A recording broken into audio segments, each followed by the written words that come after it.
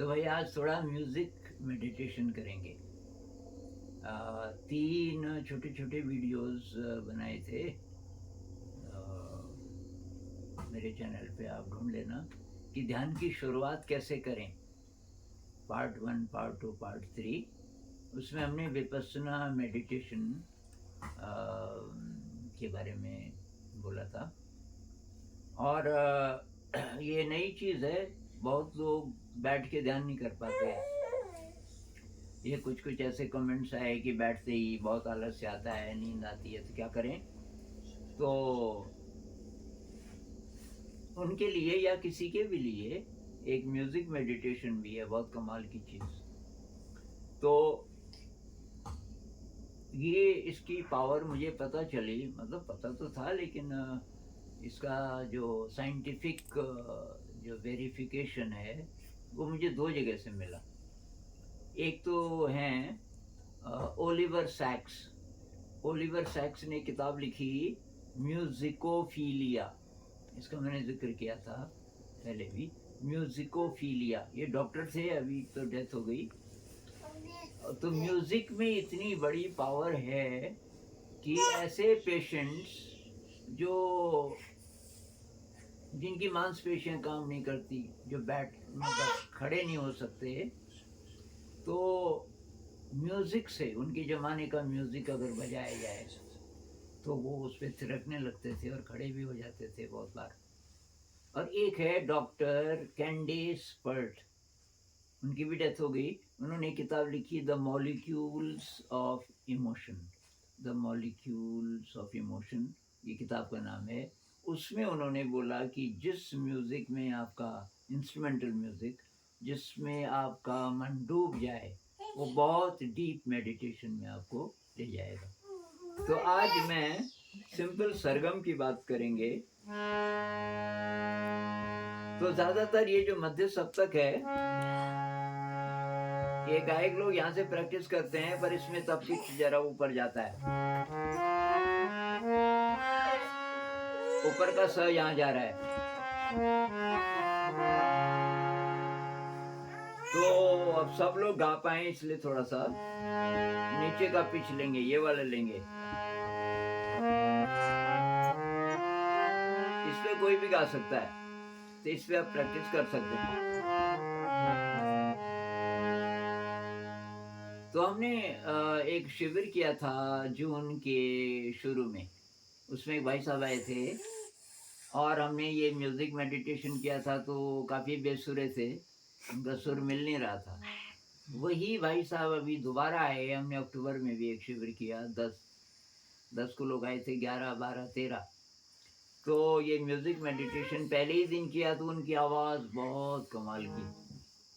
तो मुझे बहुत हैरानी हुई और बहुत अच्छा लगा। मैंने उनको पूछा कि इसका राज क्या है? उन्होंने कहा जाते ही मैंने हारमोनियम खरीदा और मैं तो सरगम भी सीख गया और कुछ-कुछ गाने भी बजा लेता हूँ। तो और कि उस पे ध्यान करता हूँ। तो ध्यान कैसे करें? असली बात ये है।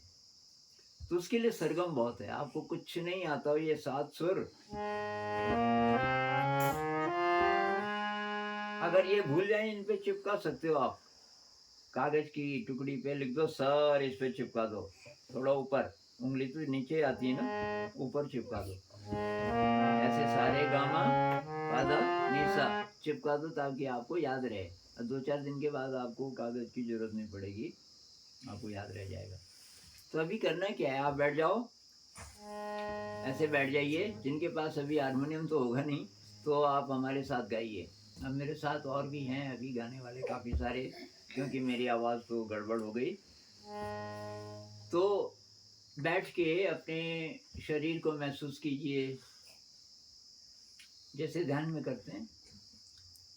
ये बैठे हैं ज़मीन पे, ज़मीन का स्पर्श महसूस कीजिए, शरीर को महसूस कीजिए, साँस को महसूस कीजिए। और अब जब आप गाएँगे, तो ये जो आवाज़ है, इसको पूरे शरीर से सुनना है। जैसे कि केवल कान से नहीं, ये आवाज़ सब जगह से सुन रहे हो आप, पूरे शरीर से। आप आपको पूरा शरीर महसूस हो रहा है और ये आप गा भी रहे हो। तो ये जो वाइब्रेशन गाने की है, एक तो अच्छा अभी प्रैक्टिकल करते हैं, अभी पता चल जाएगा। तो स बोलो है,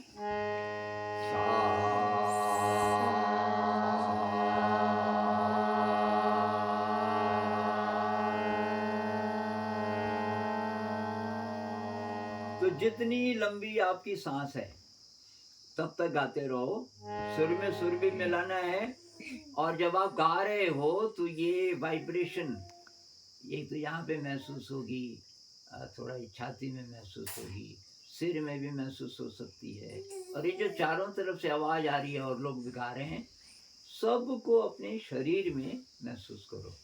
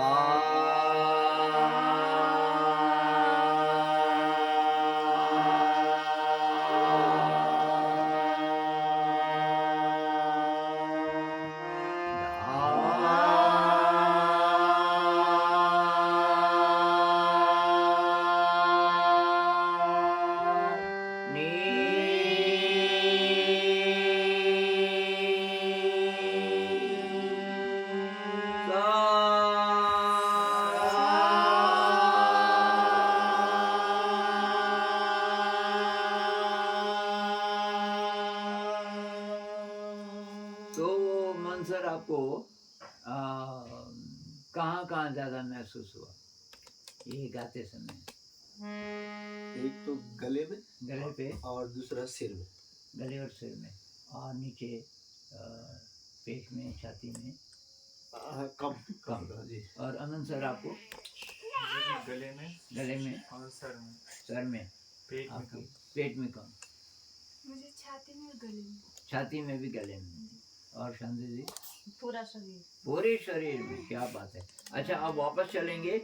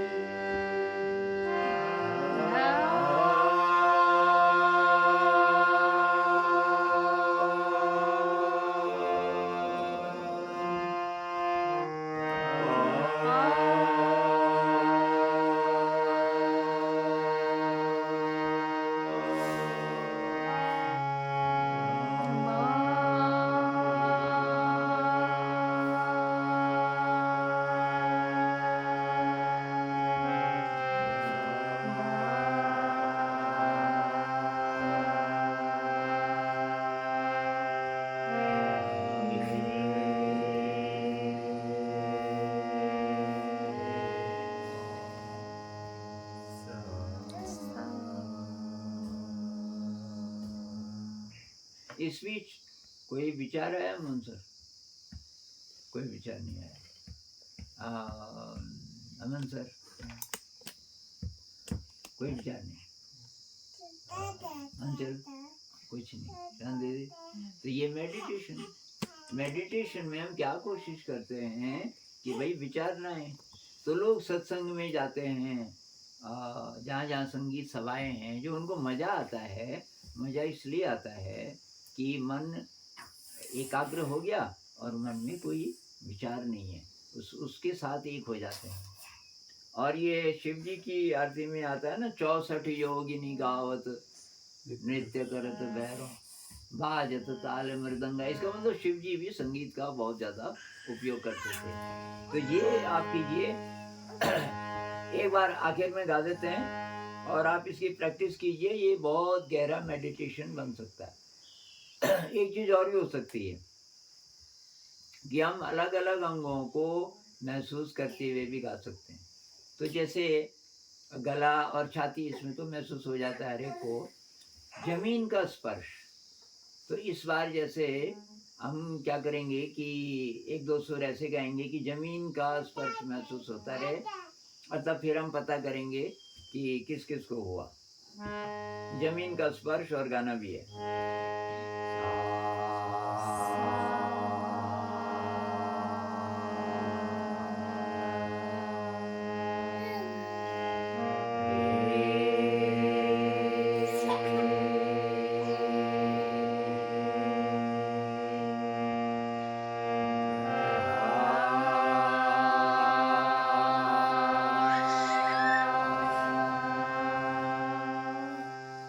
हो रहा है जमीन का स्पर्श।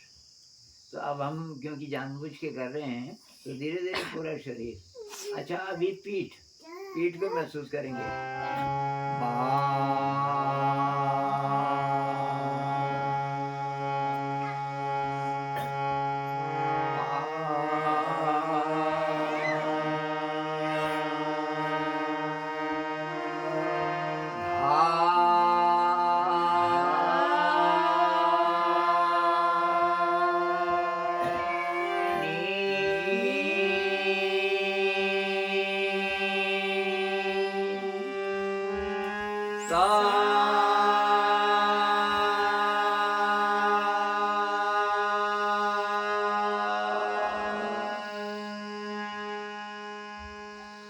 पीठ का पता चला मन सर इस बार आपको? चल चंद दीदी आपको। तो अब धीरे धीरे हम ऐसा करेंगे, जो अंग नहीं महसूस हो रहे हैं उन्हीं पे ज़्यादा ध्यान लगाएंगे, जैसे हमने अभी किया। धीरे धीरे आपको सारा शरीर महसूस होने लगेगा। तो इसके बाद फिर जब आप ध्यान करोगे, ये विपस्सना मेडिटेशन करोगे, तो शरीर में वाइब्रेशन का पता आपको पहले से ही चलना शुरू हो गया। तो लास्ट बार हम अब नीचे से ऊपर से नीचे को जाएंगे। लास्ट बार पूरे शरीर को महसूस करते हुए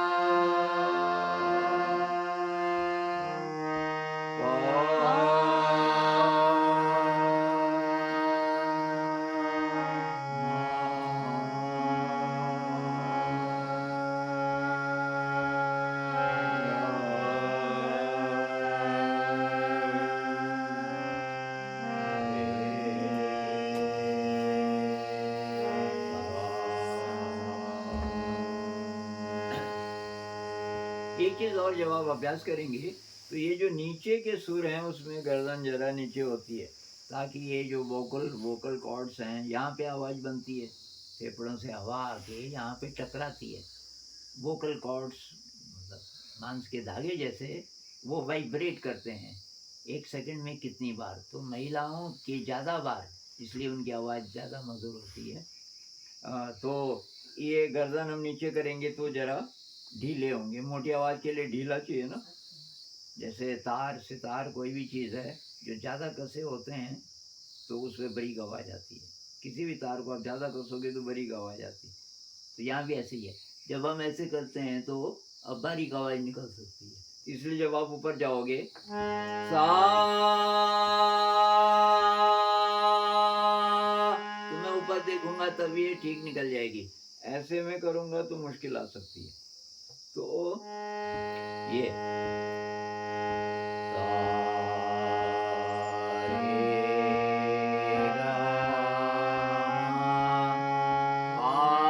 अब यहाँ से मैंने स्ट्रेच करना शुरू कर दिया, क्योंकि नीचे ही रखूंगा मैं तो फिर अच्छा सुर क्या पता ना निकले, तो थोड़ा ऐसा बाद बाद में अपने आप आपकी गर्दन अपने आप उठेगी, जिधर जैसे जैसे सुर आ रहे हैं। धा, नी, धा। अब ये तो हम नीचे पिच पे गा रहे हैं ना, अगर यहाँ से गाते हैं तो सा यहाँ जाता, सा ये काफी मुश्किल हो रही है, तो तब ऐसा स्ट्रेच करेंगे तब ये निकलेगा। सा नी धा मा,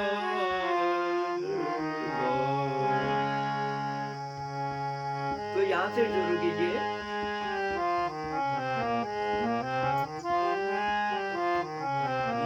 ये ठीक रहेगा। बाद में आपका ऊंचा पिच है तो आप पिच ऊंचा कर सकते हो। तो एक हारमोनियम खरीद लीजिए, ज़्यादा खर्चा नहीं है। ये लोग टीवी खरीदते हैं जो कि मेरे हिसाब से बेकार की चीज़ है, मतलब इतना बेकार भी नहीं है, पर जिस तरीके से यूज़ होता है टीवी का तो दुरुपयोग ज़्यादा होता है ज़्यादातर घरों में।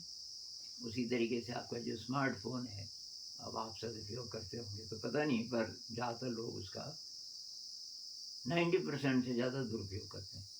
उसकी बजाय एक हारमोनियम ले लो और इस पर प्रैक्टिस करो। स्टूडेंट्स के लिए भी बहुत ज़्यादा यूज़फुल। इससे क्या होगा, ये जो मैं बार बार चित्र दिखाता हूँ आपको, आपके ब्रेन में ये बनेगा कॉर्पस कैलोसम। आपका ये राइट ब्रेन है इमोशन वाला, लेफ्ट ब्रेन है इंटेलेक्ट वाला। इंटेलेक्ट और इमोशन ज़िंदगी में जब मिल के चलते हैं तभी विद्या आएगी, तभी ज़िंदगी में हमें खुशी मिलेगी, हम अच्छा फैसला ले पाएंगे और संतोष आएगा जीवन में। तो ये कॉर्पस कैलोसम जिसको बोलते हैं, ये समृद्ध होगा तब जाके पढ़ाई भी अच्छी होगी और सब ठीक होगा। ये कैसे बनेगा? मेडिटेशन से और म्यूज़िक से। तो यहाँ तो दोनों एक साथ हो रहा है। तो म्यूज़िक, क्योंकि म्यूज़िक में भी मेडिटेशन है, इंस्ट्रूमेंटल म्यूज़िक सुन के भी, इंस्ट्रूमेंटल म्यूज़िक सुन के भी थोड़ा सा ही समृद्ध होता है अगर डूब जाएं उसमें। और ये हारमोनियम पे आप करें तो फिर बात ही है। तो ठीक है, अभी आप इसका अभ्यास कीजिए।